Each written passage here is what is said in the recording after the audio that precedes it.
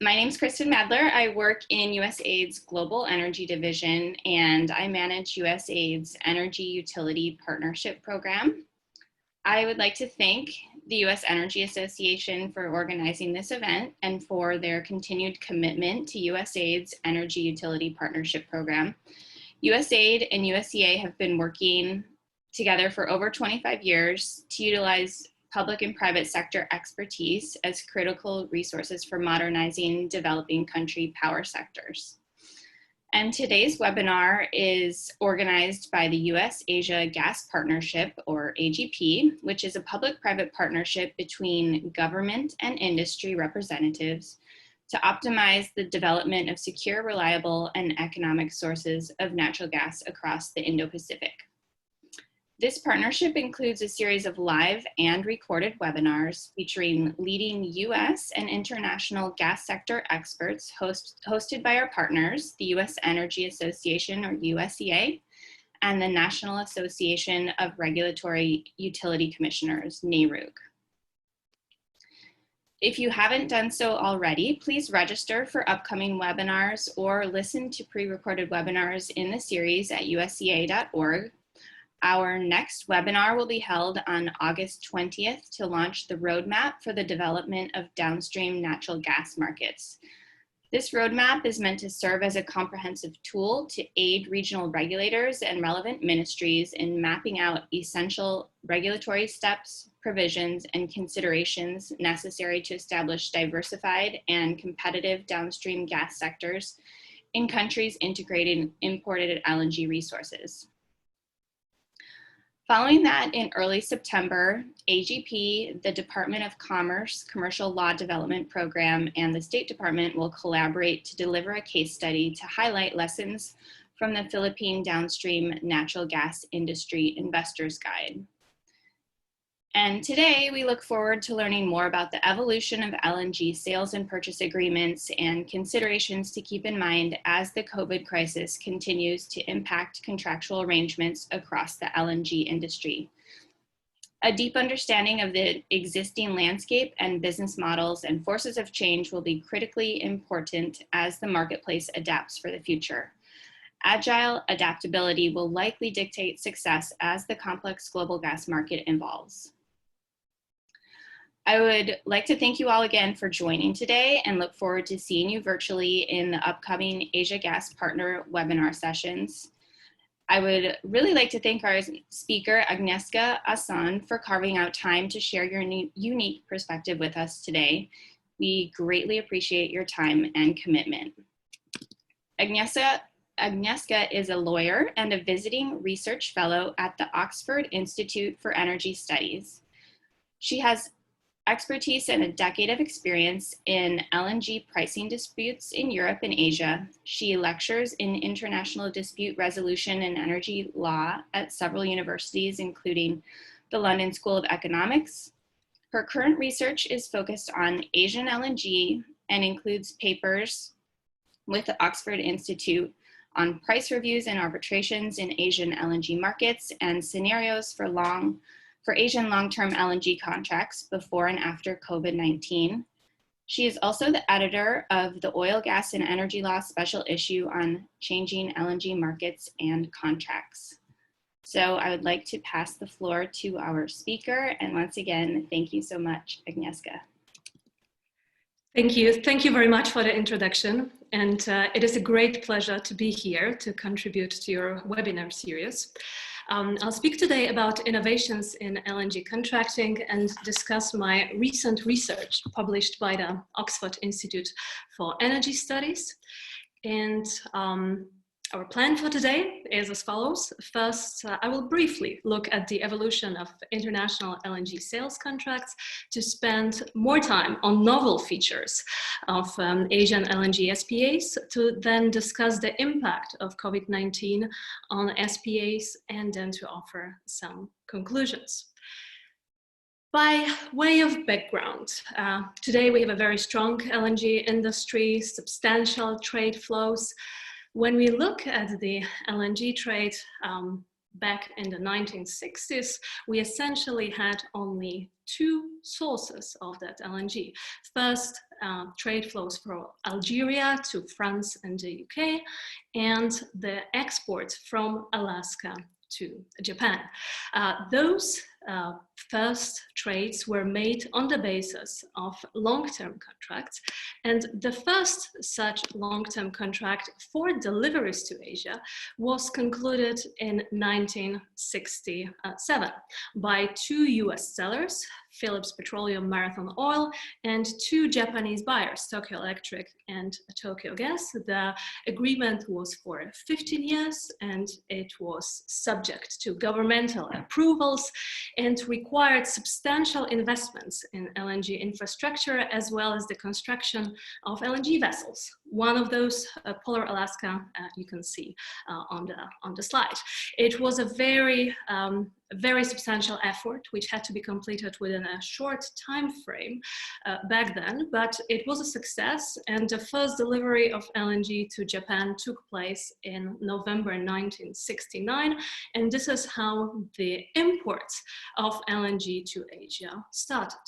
In 1970s and 80s and so on, several long-term agreements have been concluded, initially with Japanese buyers, later with other Asian buyers, with the sellers from different parts of the world, with pioneers of the LNG exports, Brunei, Indonesia.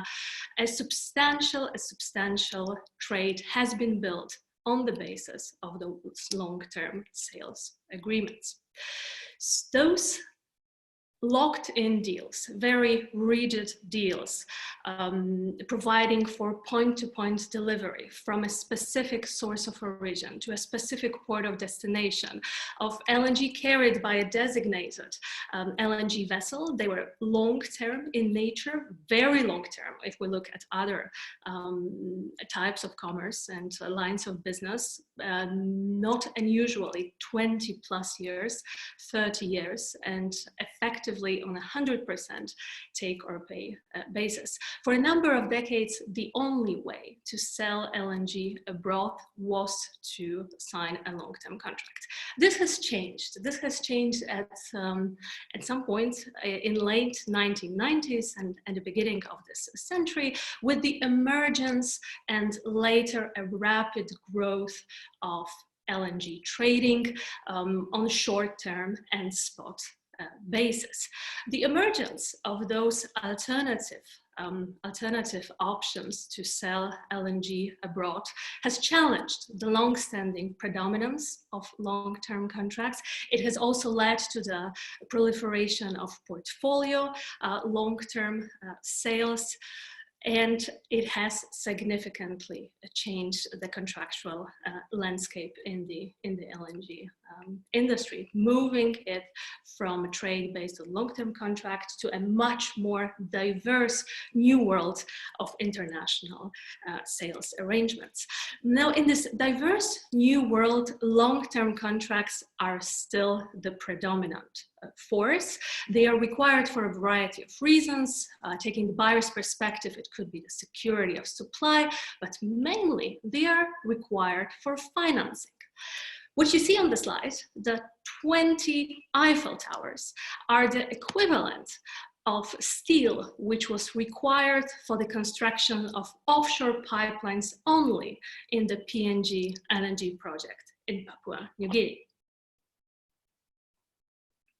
LNG projects are generally very expensive. They require substantial investment and substantial financing effort. And in that regard, long-term contracts are very important, and they are widely considered as still being needed. In order to adjust to changing market fundamentals, long-term contracts have changed over decades, and the general shift has been towards more flexibility injected into long-term deals. This was reflected in a variety of changes. The contracts have become generally shorter for lower volumes. The restrictions concerning supply source and destination have been gradually removed from many of these agreements. The take or pay percentage set originally at 100% was also gradually reduced in several agreements, and the push towards flexibility in the past few years has come primarily from Asian LNG buyers. It is not unusual to see a long-term sale and purchase agreement concluded some 20 years ago that will be destination-free or only 50% take-or-pay basis. The purpose of today's webinar is to look at those most recent innovations in long-term agreements that are of some particular relevance to the new demand emerging Asian LNG markets. And in the second part of this presentation, I will look at some of these novel features.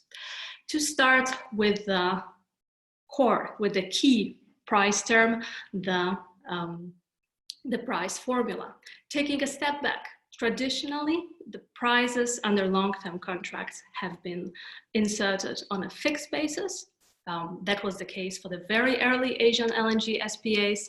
The example quoted on slide is this very first SPA concluded in 1967 by Phillips Petroleum and Marathon Oil with Japanese buyers. That was on a fixed price of $0.50 MMBTU.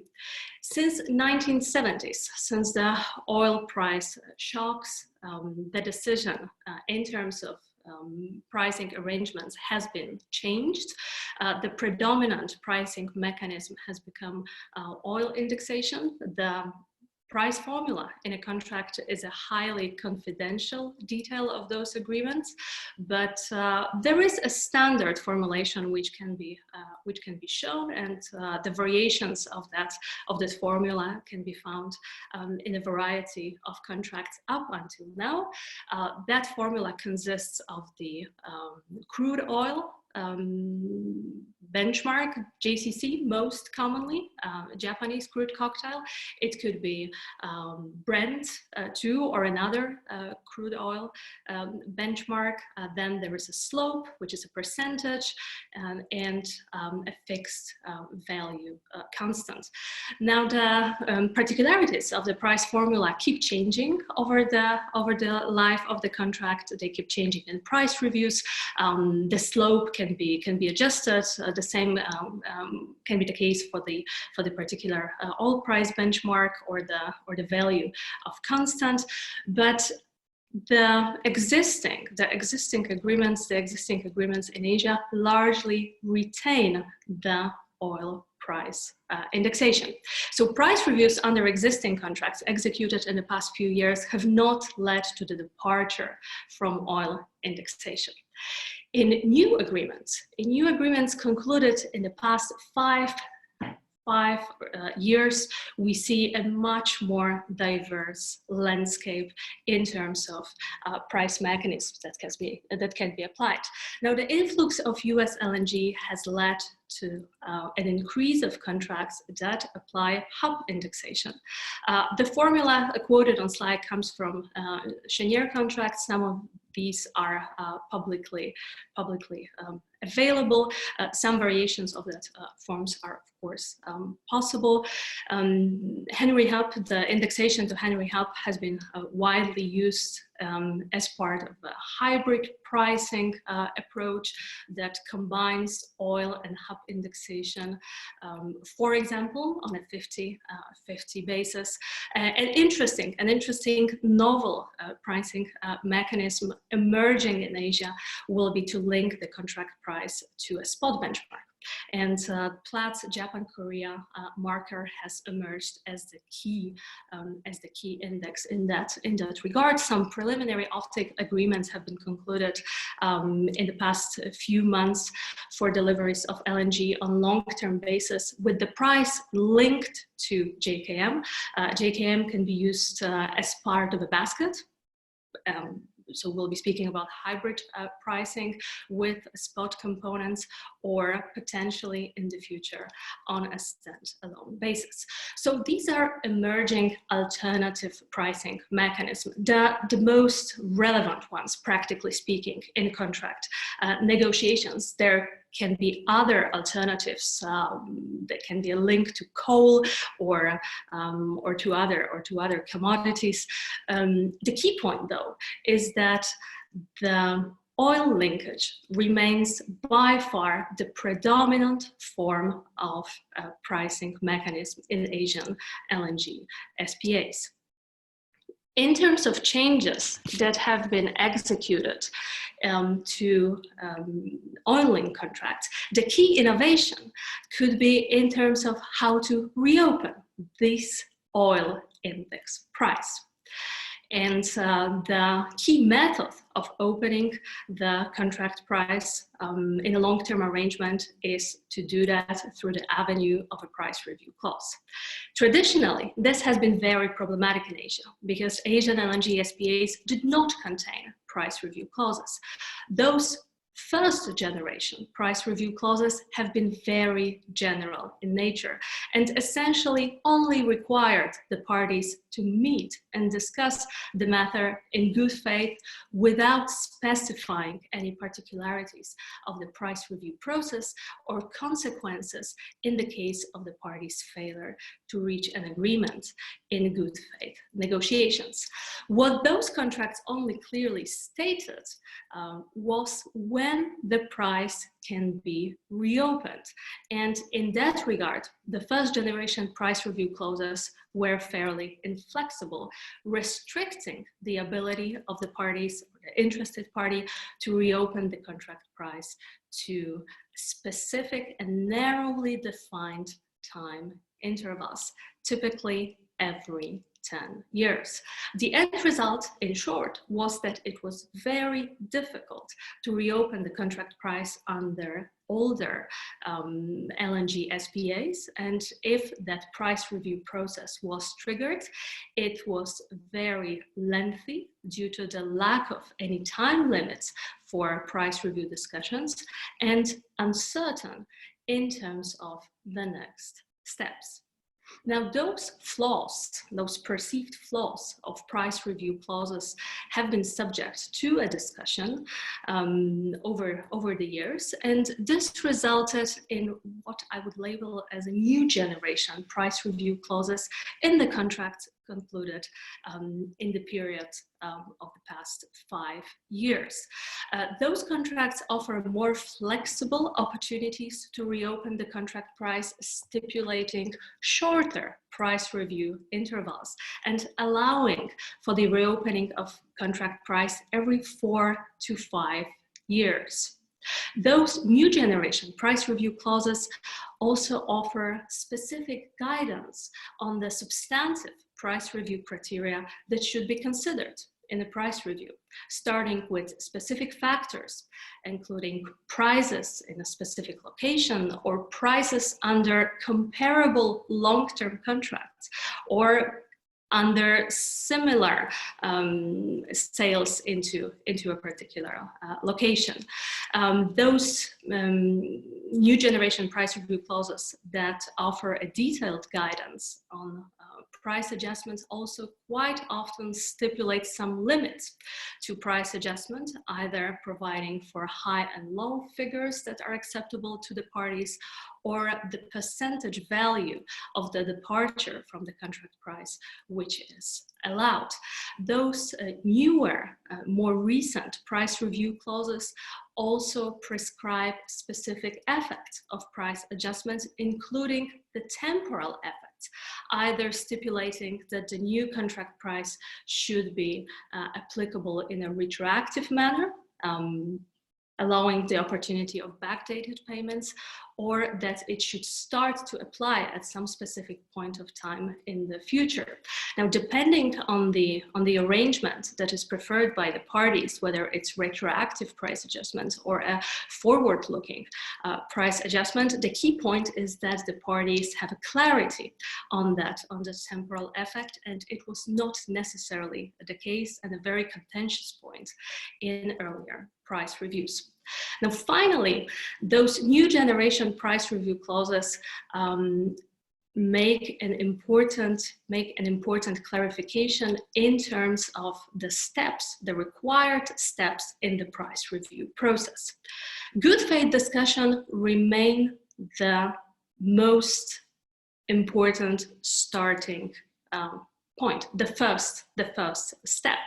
And an important change which has been made along the way is that those good faith discussions, essentially negotiations between the parties without any involvement of external actors, those good faith discussions are now subject to a specific time limit.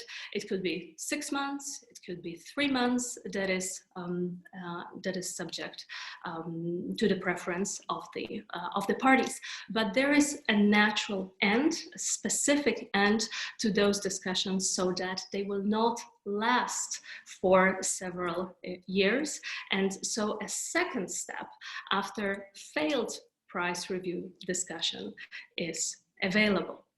The second step in international commercial contracts, if negotiations fail, is typically recourse to third-party dispute resolution. Now, there are various forms of dispute resolution. The most commonly used one in daily life, litigation in national courts, is widely perceived as not the right option for the purposes of international commercial contracts. This is mainly due to a perceived lack of neutrality of domestic judiciaries and the fear that one of the parties could have home country advantage in the process. Much more relevant, therefore, to international commerce generally and to international LNG sales agreements specifically are alternatives to litigation, alternative forms of dispute resolution that have emerged. There are various types of alternative dispute resolution. The key ones will be arbitration, which is a structured process which to some extent resembles litigation in national courts, with much more flexibility, which is allowed, and with some specific choices which can be made by the parties, and which include most relevantly the choice of the private judges, arbitrators who will impose the decision on the parties. Arbitration leads to a final and binding outcome, and in that regard, it is quite similar to yet another form of alternative dispute resolution, expert determination, with that difference that expert determination is typically reserved to matters of technical nature, and not necessarily for the resolution, and not necessarily used for the purpose of resolution of legal questions. The final example of alternative dispute resolution will be mediation, which in contrast to arbitration and expert determination does not lead to a final and binding outcome imposed on the parties by arbitrators or the experts, but it involves a mediator who encourages the parties to reach settlement. Now, in international commerce, any of these forms can be used as the second step after failed negotiations. In price reviews specifically, the preference, at least in European contracts, has been strongly in favor of price review arbitration as the second step after good faith discussions have been conducted for a stipulated period of time, but they have failed. So, for example, if the parties do not agree on a new contract price within 120 days of good faith discussions, then the matter can be referred to arbitration in line with the general provisions, other provisions of the contracts, and with reference to the general arbitration clause, or in line with the specified process that is incorporated right into the price review clause. Now, price review arbitration has been very commonly used under European contracts. There was a wave, some would say a tsunami, of price review arbitrations in Europe, especially in the past decade. The preference of Asian stakeholders has been quite the opposite. There was a strong preference towards informal methods of dispute resolution, strong preference for good faith discussions, and only very recently there is an increasing interest in arbitration as a potential second step after price discussion. And my experience, this interest in arbitration, or the willingness to introduce arbitration as the second step to the price review clause, typically comes from the buyers, from the emerging new demand markets. Arbitration as a dispute resolution system has many advantages. It has been tested by the parties in European price reviews, which of course means that the Asian stakeholders are in a privileged position, having the ability to learn from these lessons. Arbitration is a very flexible process that allows the parties to make several choices, starting with the choice of the arbitrators, with the choice of the location where the arbitration will take place, and the procedural law of that seat will apply to the proceedings. The parties can also choose an arbitral institution that will administer the proceedings and the respective arbitral rules, or they can conduct arbitration on an ad hoc basis, which is an even more flexible form of dispute resolution. Then it will be also in accordance with a chosen set of rules. On top of that, the parties choose the law applicable to the contract, the law applicable to the merits of the dispute, which is very commonly in Asian LNG SPAs, English law, less frequently New York law. The parties can also choose the language of the proceedings. They can specify in the arbitration clause, or more commonly at the beginning of the process, the timetable for arbitration. They can either add or exclude some procedural steps. They can bifurcate the proceedings. That's a very relevant option for price reviews in two stages: jurisdictional and a merit stage. In practice, it means that if the tribunal finds that it does not have jurisdiction, then the case will not be heard on the merits. It can lead to significant cost savings. And in terms of costs as such, the parties can also decide what will be the cost allocation method. So all those choices, all those luxuries, let's say, are not available in litigation before domestic courts and in some other forms of dispute resolution, and they all determine the attractiveness of arbitration as a dispute resolution method. Arbitration as a process has changed over the years too. It keeps adapting, and there have been some innovations that have been introduced more recently. Those innovations can lead to substantial time and cost savings. The parties can specify the time limits for the arbitrators to render their awards. There can be page limits on submissions in arbitration too, and the parties can, in short, tailor the process to their particular needs. What is also relevant and what could be of particular interest to the Asian stakeholders is the introduction of arbitration into a price review clause as part of a more elaborate dispute resolution strategy.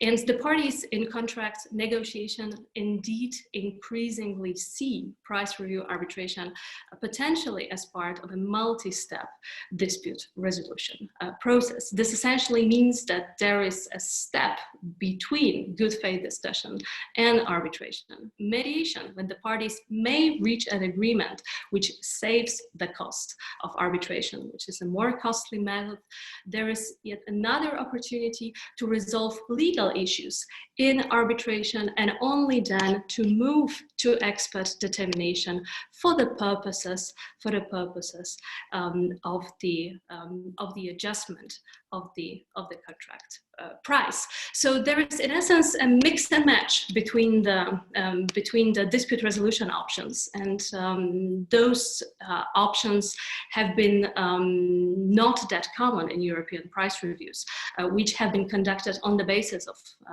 old generation price review clauses. But there is an opportunity for the stakeholders in Asia to consider a more structured and potentially time and cost efficient price review process, which brings the advantages of arbitration, but also will be able to alleviate some of the shortcomings of the process. Now, arbitration as the dispute resolution method for pricing disputes is only starting to emerge in Asia. The first arbitration case under an Asian LNG SPA was reported only 2 years ago. Many more unreported arbitration have been started in the meantime, but it's still a long way, I would say, until this dispute resolution method is widely accepted in Asia. And in that regard, very interestingly, even before arbitration becomes a tangible option under most LNG contracts, another alternative as to the second step after good faith discussions has emerged in Asia. And it was not seen in European price reviews in the past, rather it emerged specifically in the context of Asian LNG SPAs. This alternative is to end the contractual relationship if the parties cannot agree on the revision of the contract price. To terminate the contract. Now, this solution, this emerging novel solution, certainly novel solution only seen in the most recent agreements, this solution has some advantages. The key one will be likely the control factor. The parties remain in charge of the process. They do not delegate, let's say, the determination of the contract price to a third party. They can also save the time of arbitration or other dispute resolution process. Instead, they move straight to the termination of the contractual arrangement. Whether this is a cost-efficient solution, that is of course a consideration on a case-specific basis. Generally speaking, contract termination in the context of price reviews is certainly a largely untested option. In terms of drafting, there are many questions which have to be resolved, starting with who should be allowed to terminate the contract. Either party, or only the party that requested a price review. What should be that process for contract termination? What should be the appropriate period of notice, the consequences of contract termination, and so on. So there are many questions which need to be resolved before the decision is made to insert this option into a price review clause. But the contract termination in the context of price reviews certainly has some risks too, starting with operational risks, what to do with missing LNG, how to secure it if the contract is terminated, especially with an immediate effect. There are also some reputational risks, introducing a deal-breaking element into a traditionally relationship-based culture.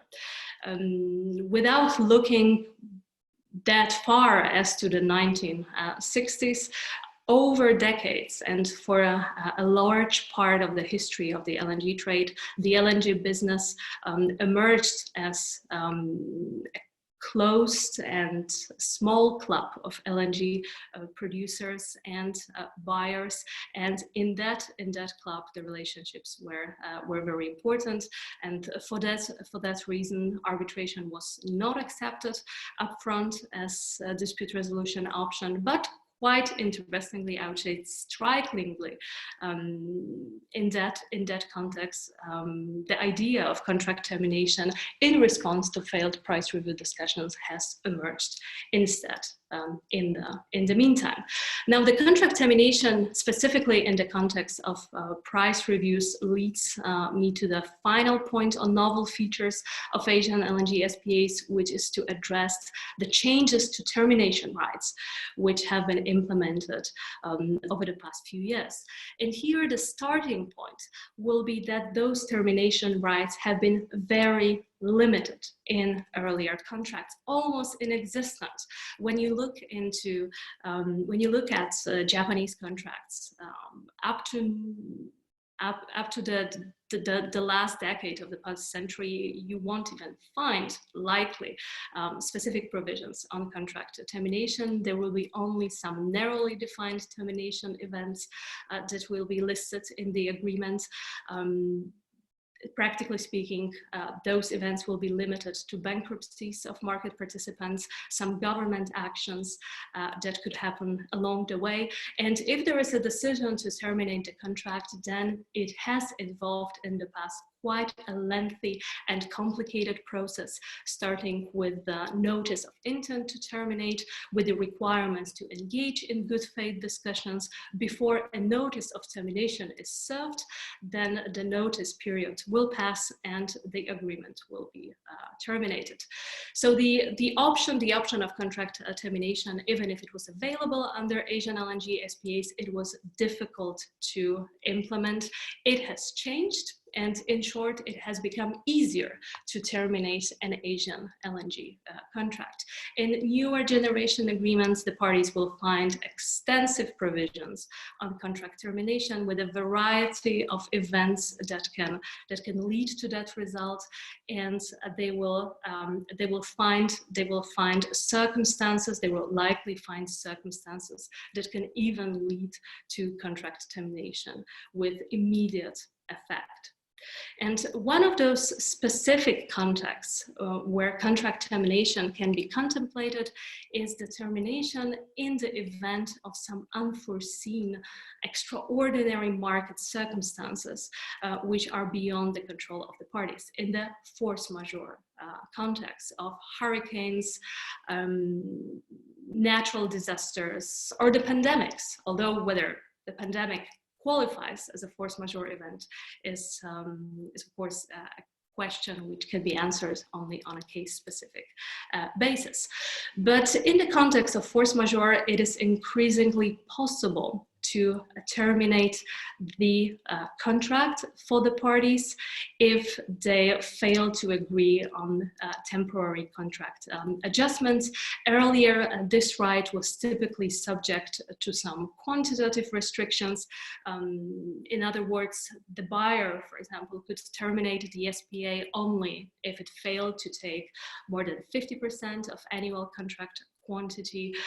For example, the specific period would need to pass before contract termination becomes an option too. It could be a long period of time, like 36 months, for example. What is emerging in recent agreements, and what is in my experience becoming an increasingly relevant consideration in contract negotiations, it will be to have the option to terminate the contract in a direct response to a force majeure event with a short period of notice or even with immediate effect.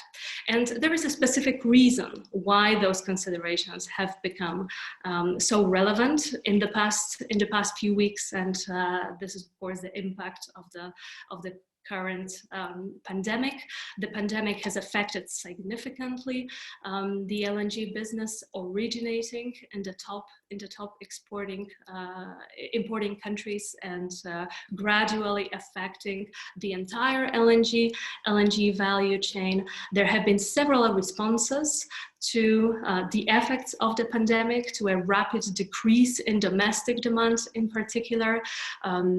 Those responses included force majeure notices, which have been filed by several Asian LNG buyers. It is in the public domain that Chinese and Indian buyers have declared force majeure under their contracts. Many more buyers have done so in an unreported manner. Most, if not all, Asian LNG buyers have at least considered the exercise of downward quantity tolerance.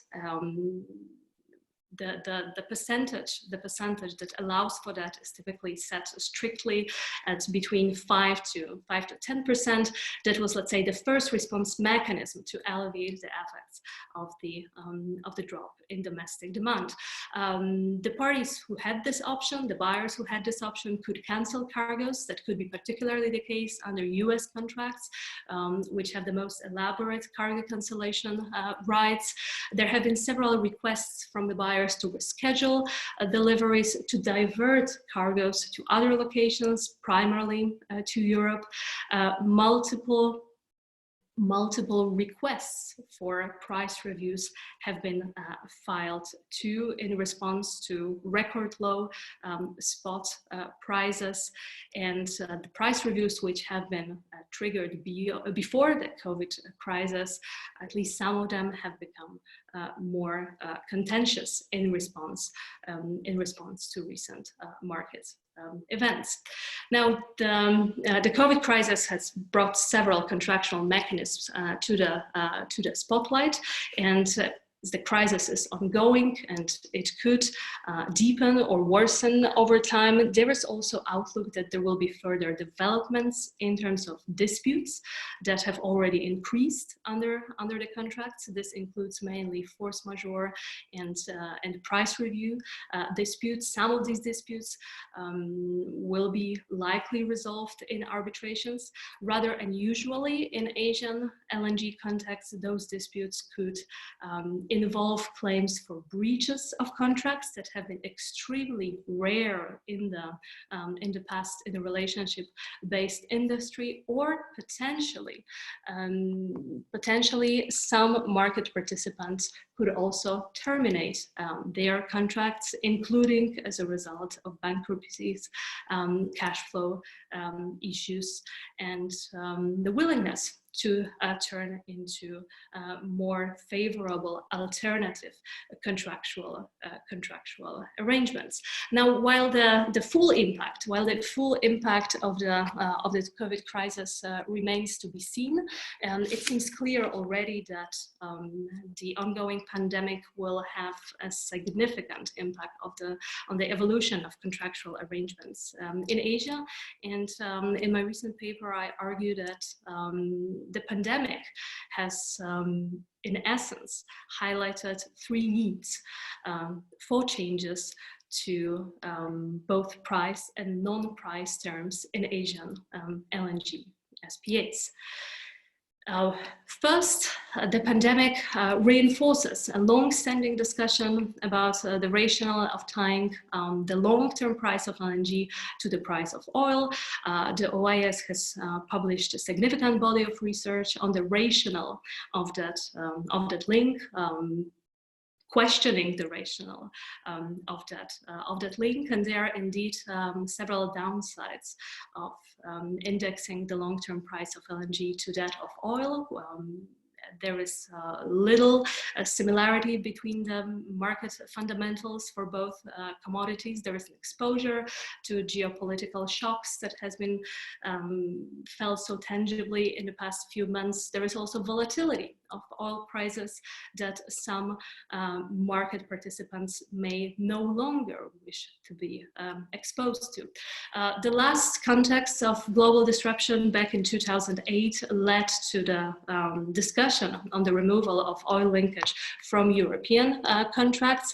We have yet another context of global disruption, which in turn could push the industry to the decision that oil linkage, which still prevails in Asian LNG SPAs, is no longer fit for purpose as a pricing mechanism in that context. And the European experience, again, is quite useful in that regard, because it highlights that the preferences in favor of oil indexation are not set in stone, and they might be subject to changes over time. So I believe that the discussion on the alternatives to oil price indexation will be even more intense in the aftermath of the COVID crisis.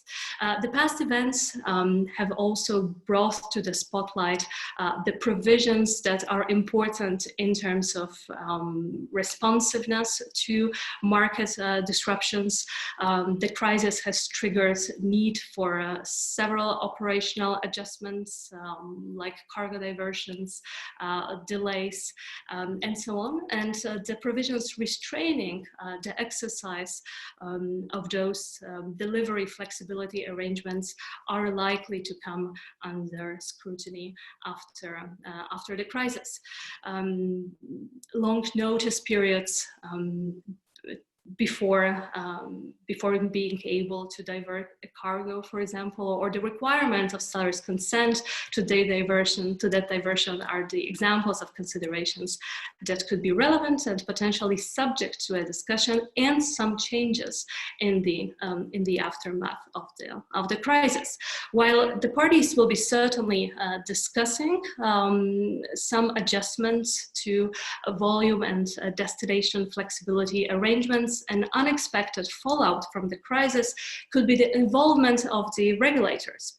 The Japanese regulator has already looked into provisions restraining destination flexibility under Japanese SPAs and made some recommendations that some of these provisions are likely or even highly likely to be anti-competitive.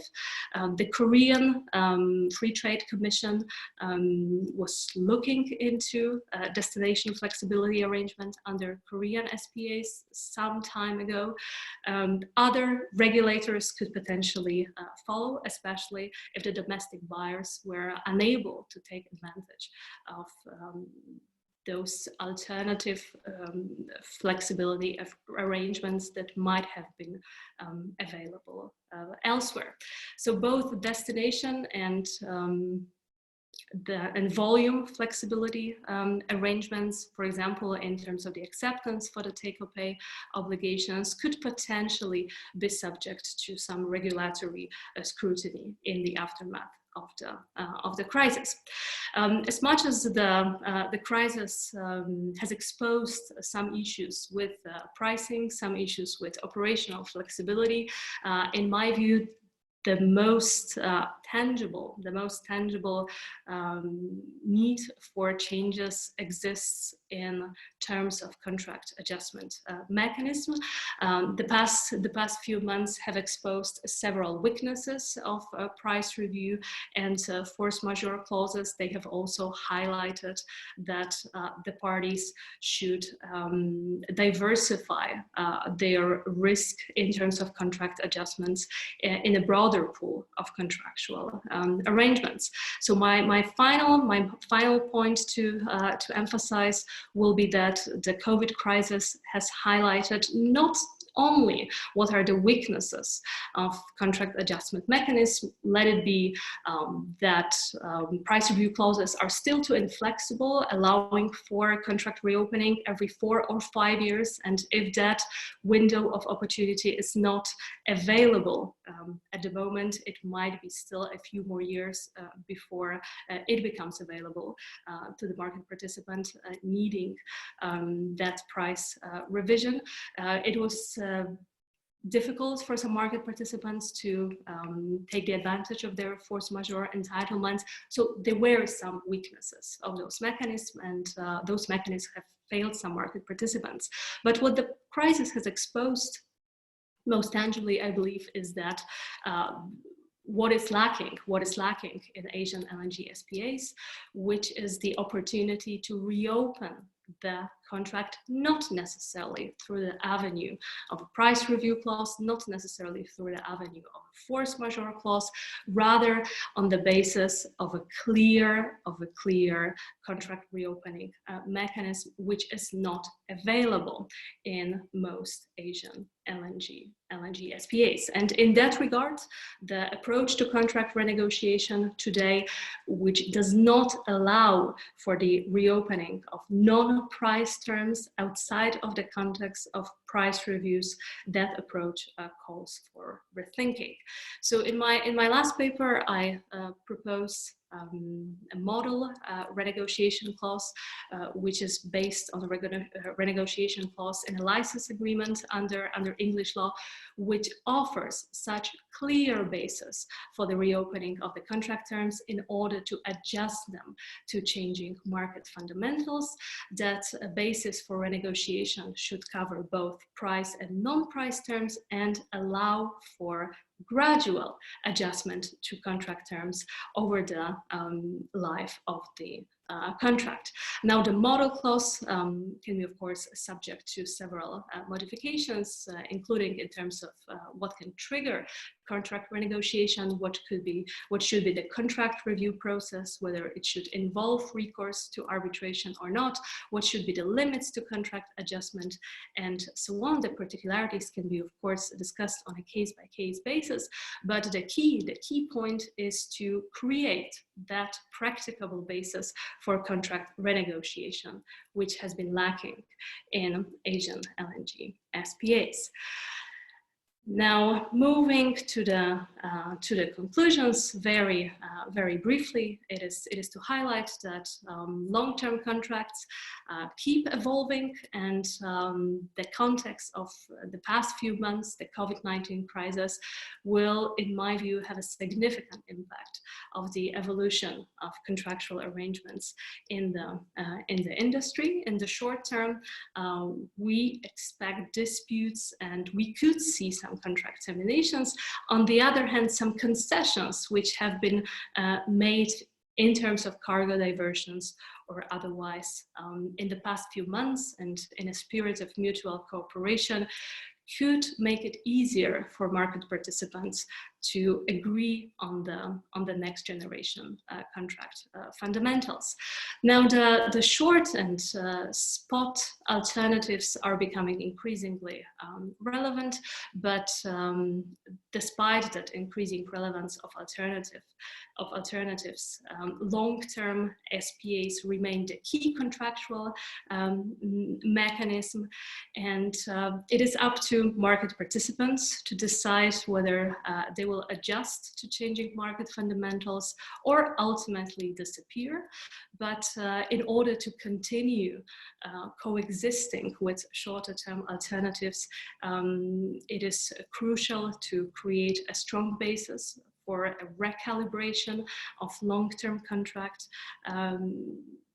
arrangements, and the basis for that recalibration changes to contract adjustment mechanism could be in that regard of existential value, and could be the key innovation in terms of LNG contracting in the coming years. So with that, I will conclude my presentation. Thank you for your attention, and I very much look forward to your questions, which, as I understand, we have received along the way. Let me see them. Agnieszka, you have a lot of questions that have come in, but I realize we have a bit of a time constraint. If you're amenable, I would suggest like we can address the first one or two, and then address the rest in a written Q&A that USAID can then disseminate to all the participants. Mm-hmm. Oh, so yeah. So there is one question on regulatory actions which could be possible in the context of volume and destination flexibility. This is a risk factor, of course, to consider in terms of contract changes, although posing both risks and opportunities to market participants.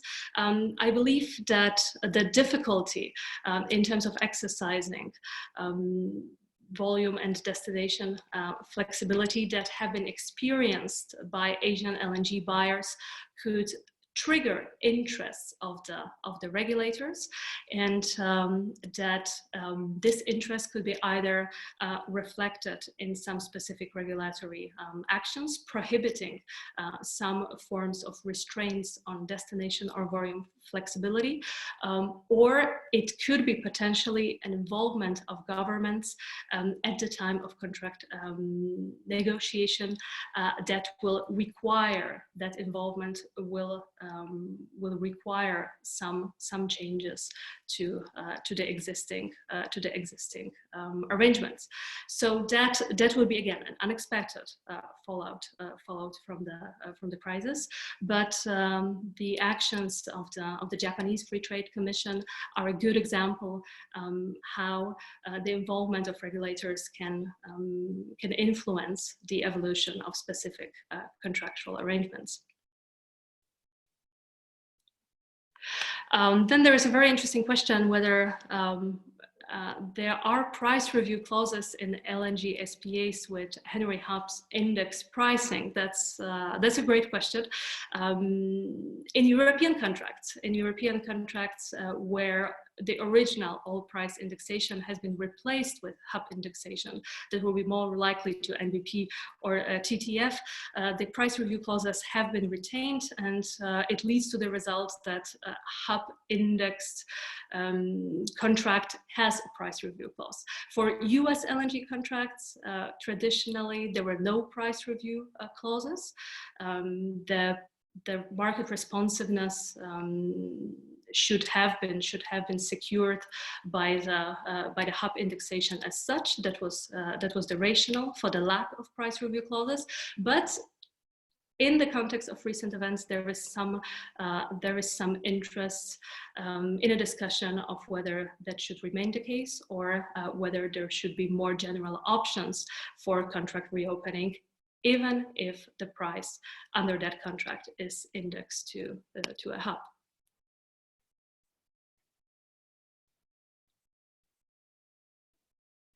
And then there is an arbitration question, perhaps as a final question, whether there is a preference in Asia for ad hoc arbitration.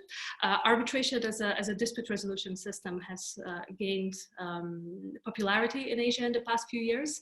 Non-institutional ad hoc arbitration is one of the options, but the key interests in contract negotiations, specifically in the LNG field, has been, in my experience, in arbitration under SIAC rules, arbitration administered by the Singapore International Arbitration Center, so the local center, let's say, for the Asian LNG business, and reference to SIAC rules can be increasingly seen in LNG SPAs.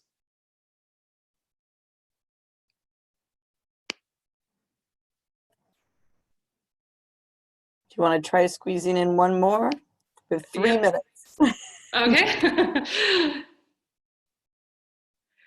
So under another dispute resolution question, under expert determination option, who will appoint the expert? There are 2 possibilities. The expert will be appointed by the parties. The party-appointed experts play a very important role in price review arbitrations. The tribunal too can appoint a tribunal-appointed expert. So in the end, you can have both party and tribunal appointed experts in one arbitral process, and you can have multiple rounds of expert reports which need to be exchanged. And some would say that that the experts so heavily impact the decision of the arbitrators on price adjustment that potentially expert determination as a standalone dispute resolution method should be used for that purpose. And that was this mix and match between arbitration and expert determination as the post-arbitration step that I have shown on some of the earlier slides. Quite interestingly, perhaps the final point, in Asia, the parties are also increasingly asking and potentially agreeing on expert determination as a standalone dispute resolution method as a second step after good faith discussion. So expert determination, in short, in general terms, could be much more significant in Asia than it was the case in European price reviews. Excellent timing. Well done. Okay. All right, so we're reaching the 1 hour mark. I'd like to thank Agnieszka. I think we'd all agree this was a very informative and very necessary webinar. There's a number of questions that we haven't had time to reach, so USEA will follow up with all the participants. We'll involve Agnieszka and come up with some mode to get you all the answers on those. Recording of this webinar will be sent out to all the registered participants. And we encourage you to keep an eye out for future Asia Gas Partnership webinars. This is just, we're still in the beginning of our series, and we'll keep posting more. We'll be reaching out to you via email on the future ones, and you can also visit the U.S. Energy Association website. So thank you very much again to Agnieszka. Thank you very much to USAID and to all of our participants. And I wish you all a very good afternoon, morning, and evening. And we hope to see you in a future AGP webinar. Thank you. Have a good day.